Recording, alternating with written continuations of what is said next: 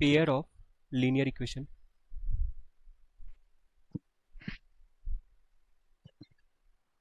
Into variable.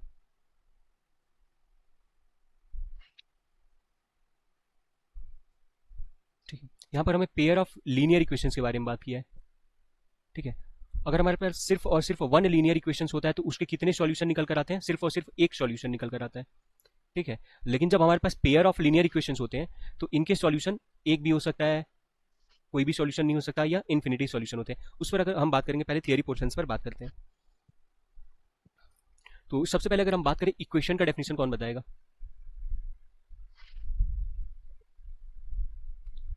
Equation क्या होता है?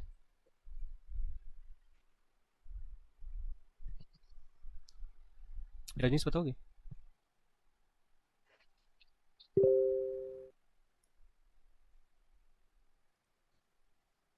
अनुज तुम बताओ। क्या सर इक्वेशन? रजनीश आवाज नहीं जा रहा क्या?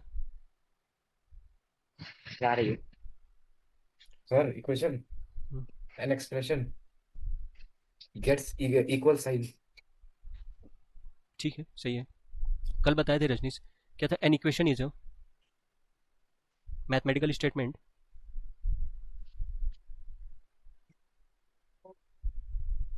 an equation is a mathematical statement that shows that two expression are equal using equal sign। पता है इक्वल साइन ये होता है, या सिंपली हम ये कह सकते हैं किसी भी एल्जेब्रिक एक्सप्रेशन में अगर इक्वल साइन इन्वॉल्व होता है उसे हम इक्वेशन कहते हैं। When equal sign involve in an algebraic expression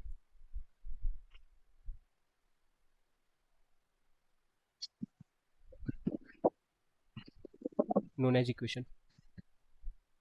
अभी लिखने का टाइम दूंगा, ठीक है, थोड़ा सा देख लो। अभी मैं 5 मिनट टाइम दूंगा लिखने के लिए। अब अगर एग्जाम्पल के बारे में बात किया जाए तो हमारे पास एक एल्जेब्रिक एक्सप्रेशन आ गया 2x+3। मैंने इसको इन्वॉल्व किया, इक्वल टू जीरो कर दिया, क्या बन चुका? इक्वेशन बना। ठीक है, x² + 9 = 0, इक्वेशन बना। ठीक है, 3x + 3y = 9, इक्वेशन बना। मैंने यहाँ पर अभी वन वेरिएबल टू वेरिएबल के बारे में बात नहीं किया, ना ही पेयर ऑफ लीनियर इक्वेशन के बारे में बात किया। मैं भी डायरेक्टली किसका डेफिनेशन बताया हूँ? इक्वेशन का। ठीक है, अब हम बात करते हैं कि लीनियर इक्वेशन किन्हें कहते हैं, क्वाड्रेटिक इक्वेशन किसे कहते हैं, ठीक है, क्यूबिक इक्वेशन किसे कहते हैं, कोई बताएगा? अगर हम पहले टॉपिक पे बात करें लीनियर इक्वेशन, तो व्हाट जैसे is a degree linear? One होती है। हाँ, जिस इक्वेशन में एल्जेब्रिक एक्सप्रेशन का डिग्री क्या हो, 1 हो। ठीक है, उसे हम कहते हैं क्या? Linear equation. एग्जांपल के बारे में बात करेगा डायरेक्टली पहले, 3x + 1 = 0, इसमें एल्जेब्रिक एक्सप्रेशन का जो डिग्री है वो क्या है? वन। 1 है, तो क्या कहलाएगा? Linear equation. x + y = 9 है, ये भी क्या कहलाएगा? लीनियर इक्वेशन, क्योंकि यहाँ पर डिग्री क्या है? 1 है। क्लियर हो गया? तो डिफाइन कैसे हाँ करेंगे? Sir. Sir equation in which the degree is 1। An equation whose degree an equation whose degree is 1 known as linear equation. ठीक है, अगर हम यहाँ पर सिर्फ 3 टाइप की इक्वेशन के बारे में बात कर लें। दूसरा, अगर हम डायरेक्टली बात करें quadratic equation, what is a quadratic equation? Equation whose degree is 2। जिस इक्वेशन में एल्जेब्रिक एक्सप्रेशन का डिग्री क्या हो, 2 हो, उसे हम क्या कहते हैं? Quadratic equation. An equation whose degree is whose degree of algebraic expression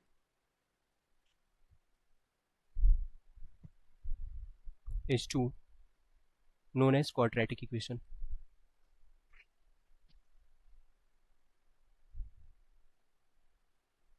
example क्या होगा?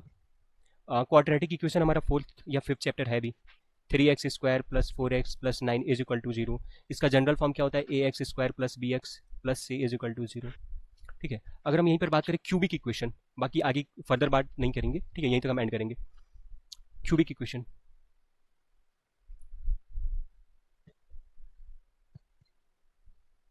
क्यूबिक इक्वेशन क्या होता है? Any question? whose degree is 3 known as cubic equation. Example क्या होगा? A x cube, general form पहले लिखूं, b x square plus c x plus d equal to zero. Simply ये भी होगा x cube is equal to zero, cubic equation है. X cube minus one is equal to zero. X cube plus two x square, sorry x square plus two x plus two equal to zero. ये भी हमारा क्या है? Cubic equation ही है. कोई doubt हो तो बात करो. ठीक है, तो सिंपली अभी तो मैंने बताया इक्वेशन क्या होता है, linear equation, quadratic and cubic equation क्या होता है. अब हम नेक्स्ट टॉपिक पे बात करते हैं, क्या equation of one variable, equation in two variable, equation in three variable. तो जनरली मैं दो ही टॉपिक पे बात करूंगा, equation in one variable, equation in three variable. ठीक है, इक्वेशन इन वन वेरिएबल. अब कोई भी इक्वेशन जिसमें सिर्फ और सिर्फ एक ही टाइप का वेरिएबल इन्वॉल्व हो, ठीक है, उसे हम कहेंगे क्या? Equation in one variable. An equation which contain only an equation which contain only one type of variable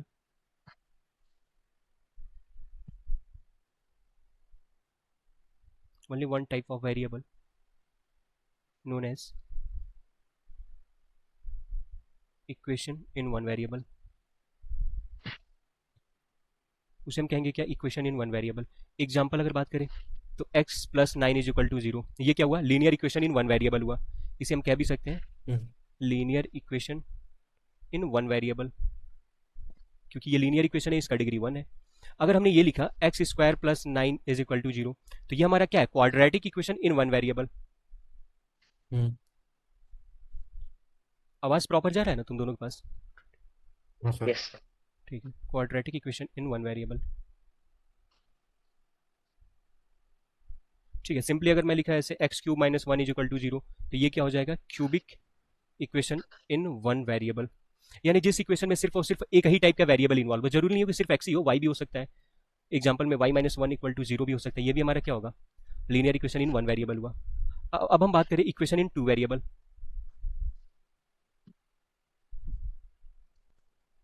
equation in two variable.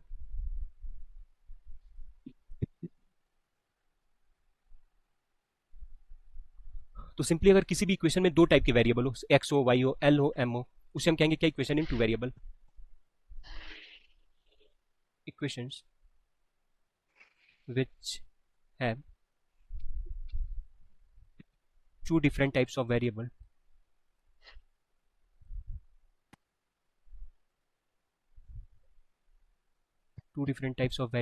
known as equation in two variable. Example के बारे में बात करें तो x plus y is equal to nine हुआ. इसे क्या कहोगे? Linear equation in two variable. यहां पर लीनियर इक्वेशन है, कितने वेरिएबल है? Two. Linear equation in two variable. Simply x square plus y square is equal to nine लिखा, तो ये क्या होगा? Quadratic equation. Quadratic equation in two variable. Simply अगर हमने ऐसे लिखा L cube plus M cube is equal to seven, तो ये होगा क्या? Cubic equation in two variable. Clear हो चुका? यस. ठीक. अब इसके बाद जो हमारे पास नेक्स्ट पार्ट आएगा वो क्या होगा? कोई बताएगा? पेयर ऑफ लीनियर इक्वेशंस किसे कहते हैं? हाँ, what do you mean by the pair of the linear? Pair जो अलग अलग इक्वेशन रहेंगे उनके एक ही सोल्यूशन रहेंगे. हाँ, तो अब हमारा नेक्स्ट टॉपिक जो होगा वो क्या होगा? Pairs of linear equation in two variable. देखो कॉमन सी बात है, पेयर मतलब क्या होता है? कोई बताएगा? पेयर का मतलब क्या समझते हो तुम लोग? दो का जोड़ा. हाँ, सेट ऑफ टू. पेयर्स का मतलब क्या होता है, सेट ऑफ टू, यानी दो के सेट में हो। तो जनरली इसका जो जनरल फॉर्म होता है, अब हमें क्या करना है, दो इक्वेशन को एक ही सेट में लिखेंगे, that is called a pair of equation. अच्छा, अगर ये क्लास लीव होगा तो फिर हम दोबारा रिज्वाइन करेंगे, ठीक है। तो पढ़ाते टाइम 2-3 मिनट बचा होगा, कभी भी हो सकता है। तो इसका जो जनरल फॉर्म होगा क्या होगा, a x a1x plus b1y is equal to c1, a2x plus b2y is equal to c2। ये हमारा जनरल फॉर्म है pair of the linear equations का। क्लियर हो गया। यहाँ पर जो हमारा हाँ a1 b1 c1 a2 b2 and c2 है, ये क्या है, और रियल नंबर, इनको हम कहते हैं क्या, पेयर ऑफ लीनियर इक्वेशन। कोई डाउट हो तो बताओ यहाँ पर। नहीं है सर। Yes. अब हमारा जो नेक्स्ट टॉपिक होगा वो क्या होगा, pair of linear solutions of the pair of linear equation.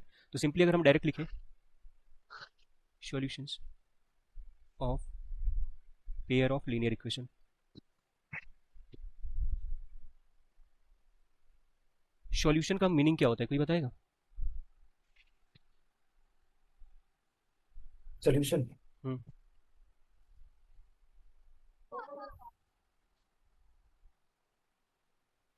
जैसे हमारे ये तो पास नहीं जो पता सर। पेयर ऑफ लीनियर, अभी तुम लोगों ने शायद वहां बताया था, ठीक है। सॉल्यूशंस क्या होता है या जीरोस क्या होता है, सॉल्यूशंस को जो हम लोगों ने हम्म, पॉलिनोमियल में जीरोस जानते थे, उसी को हम क्या कहते हैं, सॉल्यूशन कहते हैं, zeros.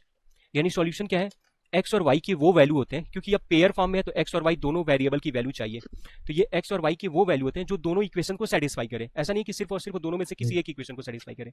Pair of linear equation का सॉल्यूशन होने का मतलब क्या है, कि वो दोनों पेयर ऑफ इक्वेशन को सेटिस्फाई करे। समझ में आ रहा है। तो डेफिनेशन क्या बनेगा, हाँ सर। देखो, a pair of value, a pair of values of the variable x and y with satisfy, किसको सेटिस्फाई करेगा, pair of linear equation. We satisfy each equation first as well as second को।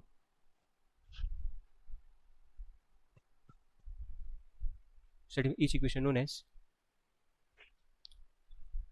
solution of pair of equation, solutions of pair of equation। एक second.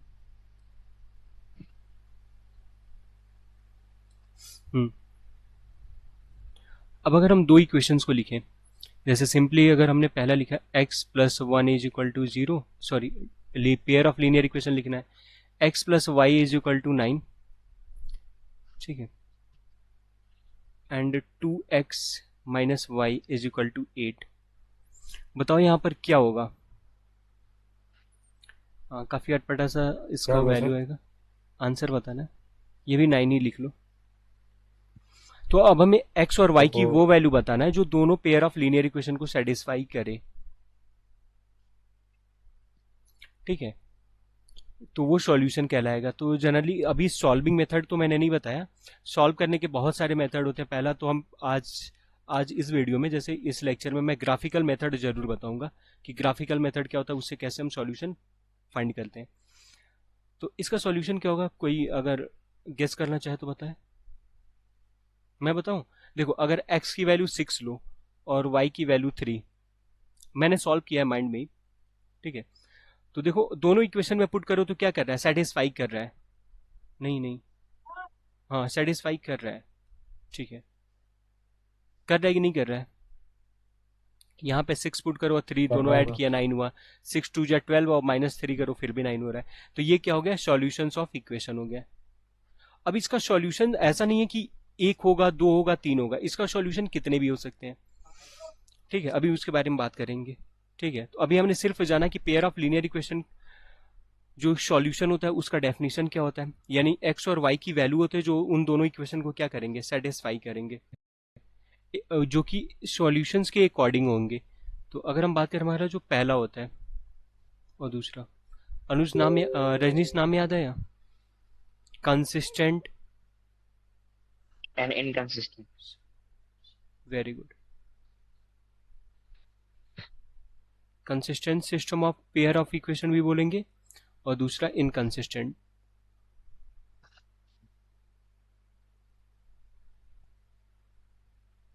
ये क्या होता है? Consistent हम किन्हें बोलेंगे? तो ध्यान दो, जिन पेयर ऑफ लीनियर इक्वेशन के कितने सॉल्यूशन हो? एक भी नहीं, हाँ? एक, कम से कम एक सॉल्यूशन हो, मतलब होते एटलीस्ट ही वन। नहीं होते, इनकंसिस्टेंट में नहीं होते हैं। ठीक है, तो क्या लिखोगे? अ pair of linear equation, a pair of linear equation called consistent if it have at least one solution, if it have at least one solution, यानी जिस पेयर ऑफ लीनियर इक्वेशन के कम से कम एक सॉल्यूशन निकल कर आएंगे, उन पेयर ऑफ लीनियर इक्वेशन को हम कहते हैं क्या है? कंसिस्टेंट। ठीक है, इनकंसिस्टेंट किस में कहेंगे? जिसमें नो एक भी सॉल्यूशन ना निकल कर आए। तो क्या लिखोगे? अ pair of linear equation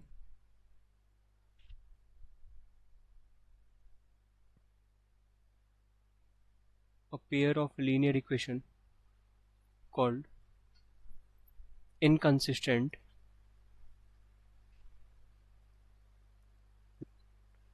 if they have no solution.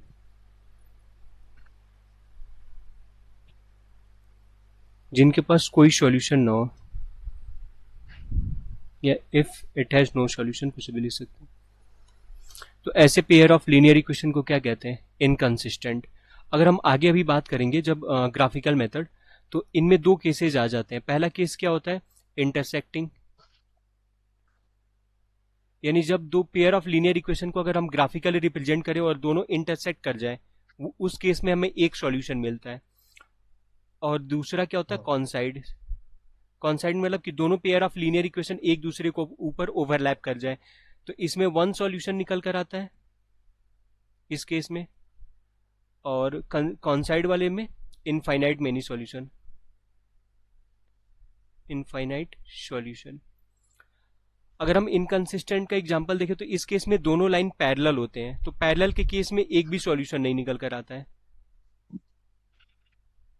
Parallel lines, तो इसमें क्या आता है? No solution. समझ में आ रहा है? Very good. अब हम अगर पेयर ऑफ लीनियर इक्वेशन के ग्राफिकल रिप्रेजेंटेशन समझे, तो हमें पता है, जैसे हम प्रीवियस क्लासेस में क्लास 9 में हमने पढ़े रखा है क्या, कि अगर हमारे पास कोई भी लीनियर इक्वेशन है तो उसका ग्राफ कैसा फॉर्म होता है? पहला क्या हो गया? Graph of linear equation. Linear equation का जनरल फॉर्म क्या होता है? A x plus b y plus c is equal to 0, ये जनरल फॉर्म होता है। जब हम इसको ग्राफ पर रिप्रेजेंट कर देते हैं, ध्यान दो, ये क्लास 9 की बात कर रहा हूं, लीनियर इक्वेशन पेयर नहीं था, वहां पे linear equation in two variable था, और यहां पर पेयर के फॉर्म में बात करना है। तो अभी हम सिर्फ लीनियर इक्वेशन के बारे में बात कर रहे हैं, linear equation in two variable. ये एक्स एक्सिस होता है, ये वाई एक्सिस होता है। जब हम लीनियर इक्वेशन को ग्राफ पर रिप्रेजेंट करते हैं तो ये एक लाइन फॉर्म करता है। क्या फॉर्म करता है? एक लाइन फॉर्म करता है। इसका इक्वेशन क्या होगा? A x plus b y plus c is equal to 0। समझ में आ रहा है ये बात? ठीक है। और हमने क्लास 9 में पढ़ा था कि ये एक्स एक्सिस को जिस पॉइंट पर इंटरसेक्ट करता था, टच करता था, यही इसका क्या निकल कर आता था? सॉल्यूशन। यानी अगर यहां पर मान लो a कॉमा बी है, सॉरी ऐसे कुछ भी नंबर ले लो, l एंड m इसका कोऑर्डिनेट है इस पॉइंट का, तो ये l और m जो होगा इस इक्वेशन का सॉल्यूशन होता था, जहां पर x की वैल्यू l होता था, y की वैल्यू m होता था। और सिर्फ linear equation in two variable में कितने सॉल्यूशन मिलते थे? Only one solution, only one solution. ऐसा क्यों? क्योंकि कोई भी लाइन एक्स एक्सिस को कितनी बार इंटरसेक्ट कर सकता है? कम से कम एक बार तो करेगा ही वो, मतलब ओनली वन टाइम्स, मैं तो कम से कम बोला जो कि गलत है, ओनली वन टाइम्स इंटरसेक्ट होगा, क्योंकि लाइन जिग जैग तो जाएगा नहीं, स्ट्रेट ही मूव करेगा। तो एक्स एक्सिस को कैसे भी मूव करे तो एक ही पॉइंट पर इंटरसेक्ट होगा। तो जो intersecting point on x axis होता है वही सॉल्यूशन होता था। ये कब की बात है? Graph of the linear equation. ठीक है, हम पेयर की फॉर्म में बात नहीं कर रहे हैं अभी। अब अगर हम आए pair of linear equation, pair of linear equation, तो पेयर ऑफ लीनियर इक्वेशन में कितने लीनियर इक्वेशन होते हैं? दो लीनियर इक्वेशन है कि नहीं है? a1x, रजनीश तुम भी कुछ हाँ या ना बोला करो। और ये हो गया a2x plus b2y plus c2 is equal to 0। तो ये हमारे पास पेयर ऑफ लीनियर इक्वेशन मौजूद है। अगर मैं बात करूं ये इक्वेशन फर्स्ट और ये इक्वेशन सेकंड, दोनों क्या फॉर्म करेंगे अगर हम इनका ग्राफिकल रिप्रेजेंटेशन करें तो?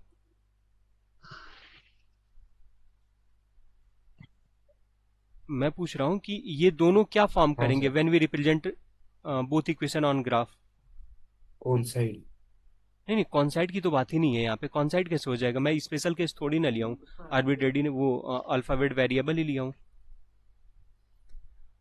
भाई दोनों लाइन फॉर्म करेंगे क्योंकि दोनों क्या है? Linear equation in two variable है। अभी इसीलिए तो मैंने ऊपर ये जिक्र किया। ठीक है, तो पहला लाइन है ये है, इसका इक्वेशन हुआ a1x plus b1y plus c1 equal to 0, और दूसरा ये जा रहा है। मैंने ऐसा नहीं बोला कि पैरेलल ही जा रहा है, बस अभी जनरली एक रैंडमली ड्रॉ करके बताया।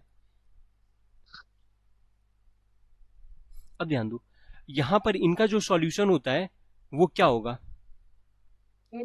देखो, इस इक्वेशन का जो सॉल्यूशन है, अगर हम पहले इक्वेशन की बात करें तो वो यहां पर मिलेगा और दूसरे का यहां पर मिलेगा, है कि नहीं है?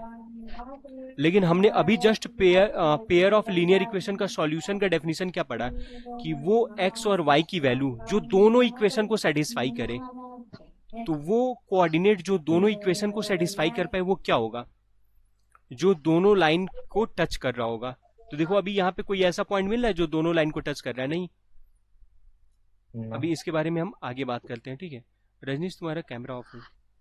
ठीक है, अब देखो दो लाइन का फिनोमिना क्या हो सकता है। पहला केस ये होगा कि वो दोनों लाइन इंटरसेक्ट होंगे। पहला कंडीशन यही होगा ना कि जो लाइन दोनों है इंटरसेक्ट हो सकते हैं, या तो वो दोनों लाइन क्या हो सकते हैं? कॉन्साइड हो सकते हैं। ये पहला लाइन है, इसके ऊपर दूसरा लाइन, बोथ लाइन कॉन्साइड हो गए। तीसरा फेस क्या हो सकता है? पैरेलल हो सकते हैं लाइन। ये पहला लाइन ऐसे गया और जस्ट पैरेलल सेकेंड लाइन। क्या इन तीन सिचुएशन के अलावा ये पेयर ऑफ लीनियर इक्वेशन कुछ और फॉर्म कर सकते हैं क्या? सोचो नो रजनीश। No sir. यहां पर हमारे दोनों क्या कर रहे हैं? कॉन्साइड कर रहे हैं।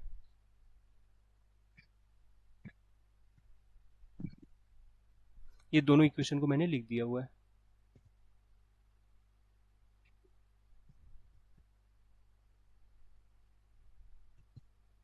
ठीक है, तो इन सिचुएशन के अलावा दूसरा कोई सिचुएशन फॉर्म नहीं होने वाला है।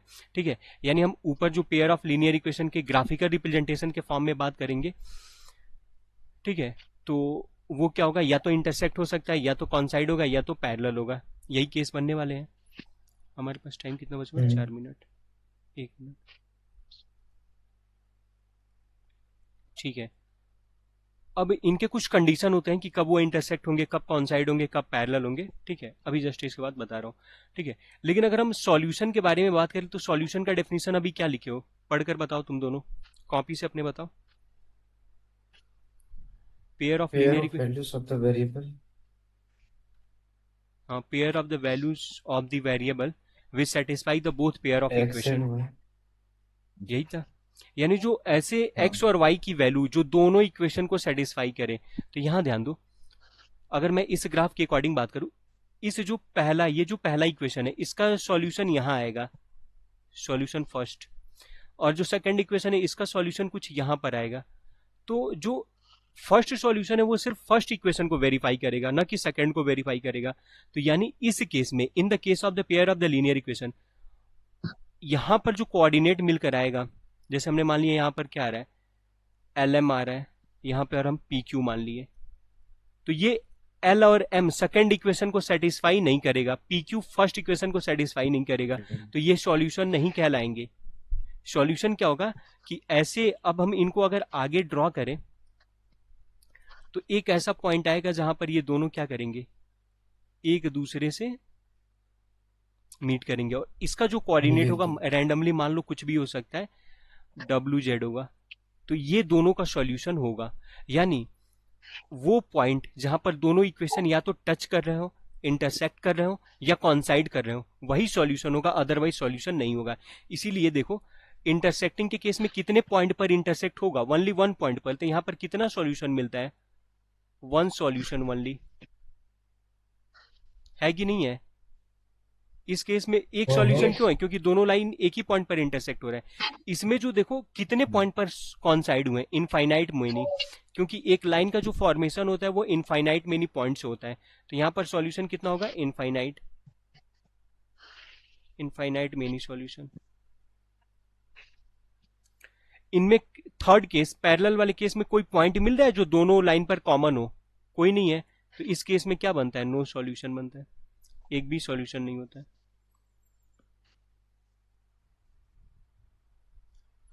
कोई डाउट हो तो बताओ। नहीं सर।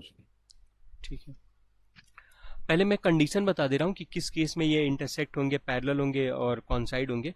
देन उसके बाद हम ग्राफिकल मेथड पढ़ेंगे, कैसे दो इक्वेशन को ग्राफिकली सॉल्व करके उनका सॉल्यूशन पता करते हैं। देन उसके बाद जो हमारे मेथड होते हैं, सब्स्टिट्यूशन मेथड हो गया, एलिमिनेशन मेथड हो गया, क्रॉस मल्टीप्लीकेशन मेथड तो खैर डिलीटेड है, बट एक बार उस पर भी बात कर लेंगे, ठीक है। तो जितने भी टाइप्स के मेथड होते हैं वो वाला तो कल करेंगे, अभी आते हैं इनके कंडीशन पर, ठीक है। तो हमारा जो पहला केस बनता है वो इंटरसेक्टिंग का बनता है।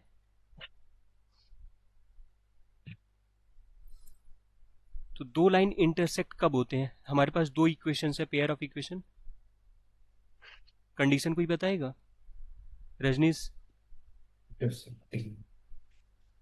इंटरसेक्ट होने का कंडीशन क्या होता है, यूनिक सॉल्यूशन।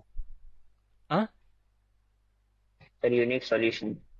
हाँ, तो भाई एक सॉल्यूशन होगा तो उसे यूनिक सॉल्यूशन ही बोलेंगे, मैं बोला कंडीशन क्या होता है। सर A1/A2 वेरी गुड, और फिर A समझ में आया रजनीश। देखो मान लो ये Yes. पहला लाइन है, ये ऐसे इंटरसेक्ट कर गया है दूसरे पर, क्रॉस नहीं है, इंटरसेक्ट हुआ है, यही जो इंटरसेक्टिंग पॉइंट होगा यही सॉल्यूशन होता है। तो कंडीशन क्या होता है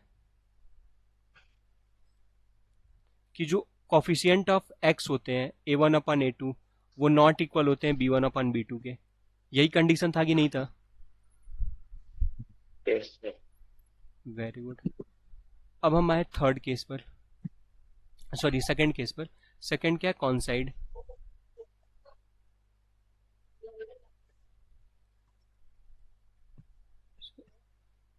B1y प्लस C1, क्या कंडीशन होता है कॉन्साइड का, रजनीश तुम बताओ। A1/A2 is equal to B1/B2 is equal to C1/C2. सही है अनुज, सही है, हाँ सर सही। Very good.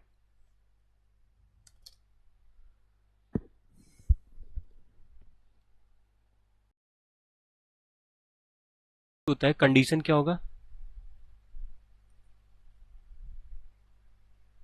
A1/A2 equal to B1/B2 equal to C1/C2, यही कंडीशन था कॉन्साइड होने का। रजनीश कहाँ चले गए,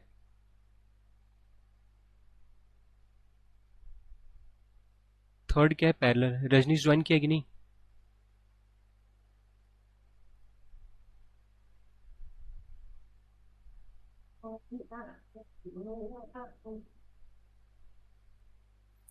इसका जो फर्स्ट इक्वेशन होगा वो क्या होगा, A1x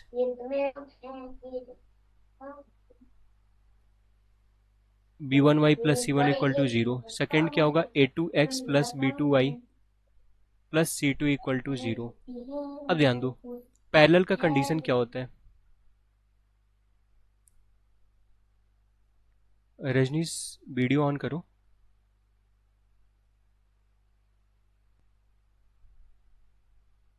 ज्वाइन किया है अनुज? यह कर रहे सर। अच्छा मुझे दूसरी निकाल के दोपहर में चाहिए। हम्म? निकाल के दोपहर हाँ निकाल के आगे। दोपहर में चाहिए। ये केस हमारा पैरेलल का केस हो गया। पैरेलल का कंडीशन क्या होता है? मम्मा तेरे और सुना। पैरेलल का कंडीशन क्या सर, होता है? किसी में भी इक्वल नहीं होगा। a1 अपन a2 नहीं होता है, equal to b1 upon b2 होता है, not equal to c1 upon c2 होता है। ये होता है अच्छा। कंडीशन। ठीक है, अगर हम ध्यान दें तो हमने 3 केसेस पढ़ा।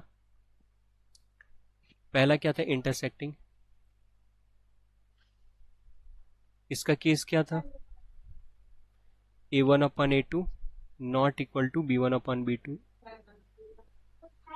सेकंड हमारा क्या था, पैरेलल, सॉरी कौन साइड का था, a1 upon a2 equal to b1 upon b2 equal to c1 upon c2। यानी दो लाइन कौन साइड होंगे जब उनके कोफिशिएंट का रेशियो ऑल क्या हो जाए, इक्वल हो जाए। Parallel a1 upon a2 equal to b1 upon b2 not equal to c1 upon c2। ये 3 कंडीशन बने। ठीक है, अब मुझे बताना था वो solutions of the pair of linear equation by graphical method. तो सॉल्यूशन पे मैं कल बात करूंगा। ठीक है,